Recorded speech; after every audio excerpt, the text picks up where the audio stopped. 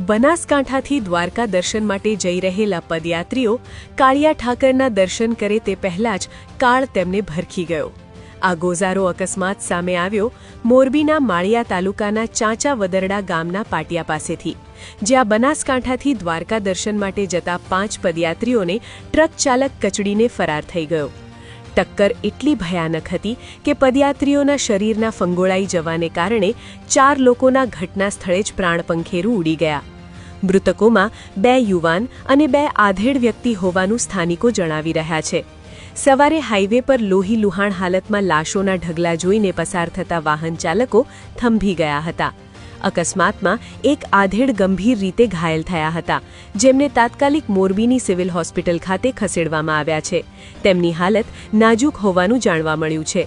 અકસ્માતની જાણ થતાં જ પોલીસે ઘટના સ્થળે દોડી જઈ મૃતકોના મૃતદેહને પીએમ માટે ખસેડ્યા હતા।